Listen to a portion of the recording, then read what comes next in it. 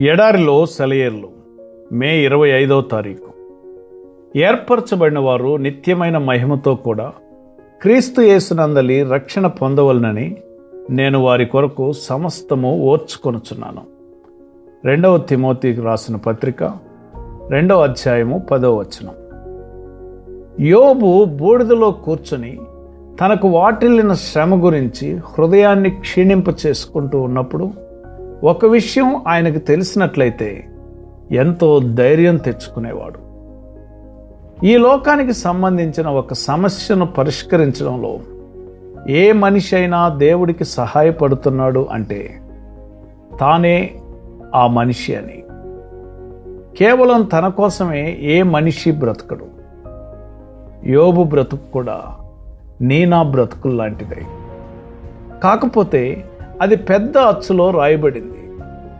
కాబట్టి మన కోసం కాచుకొని ఉన్న శ్రమలేమిటో మనకు తెలియకపోయినా మనకి ఒక నమ్మకం ఉండాలి. యోబు తనను చుట్టుముట్టిన నికృష్ట స్థితిలో పోరాడిన రోజులే ఆయన్ని మనం మాటిమాటికి గుర్తు చేసుకునేలా చేశాయి. అలానే మనం పెనుగులాడుతూ గడిపిన రోజులు, దారి తెన్ను తెలియక కొట్టుమిట్టాడిన రోజులే మన జీవితాల్లో అతి ప్రాముఖ్యమైన రోజులు అని గుర్తుంచుకోండి. మనకి అతి విచారకరంగా అనిపించిన రోజులే అతి శ్రేష్టమైన రోజులు. మనం మొహం నిండా చిరునవ్వుతో వసంతకాలపు పుష్పాలు నిండిన మైదానాల్లో గంతులేస్తూ పరిగెత్తే రోజుల్లో హృదయానికి మాత్రం ఏమీ మేలు జరగదు.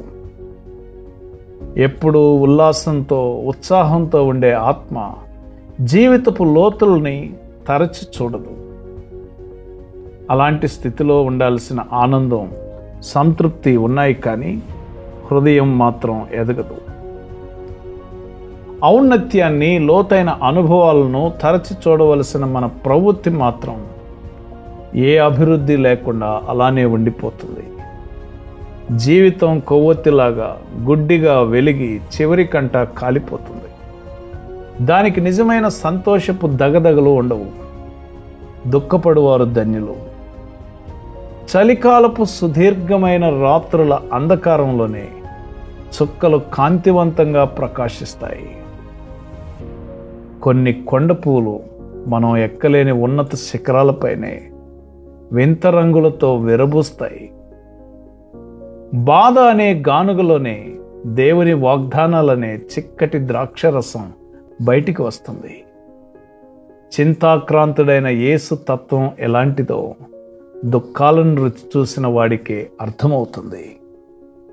నీ జీవితంలో సూర్యకాంతి ప్రకాశించడం లేదు, కానీ ఇప్పుడున్న మబ్బు పట్టిన స్థితిలో కూడా నీకు తెలియని మేలు ఉంది. ఎందుకంటే కొంతకాలం ఎండలు కాస్తే నేలంతా ఎండిపోయి ఎడారిలా తయారవుతుందేమో. దేవుడికి అంతా తెలుసు. సూర్యుడు, మబ్బులు ఆయన చేతుల్లోనే ఉన్నాయి.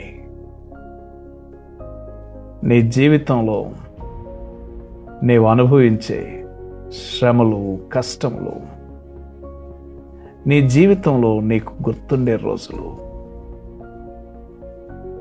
యోబు తన సంతోష దినాలు మనకు పెద్దగా ఆశీర్వాదకరంగా లేకపోయినా యోబు యొక్క కష్ట దినాలు లోకమంతటికీ ఆశీర్వాదకరంగా ఎలా మారాయో, అలాగే నీ కష్ట దినాలు నీకు మాత్రమే కాక అనేక మందికి ఆశీర్వాదకరంగా మారతాయి. కనుక ఆ కష్ట దినాల్లో ప్రభువు మీద ఆధారపడి సంతోషించి ఆనందించే కృప పరిశుద్ధాత్మ దేవుడు నీకు అనుగ్రహించునుగాక.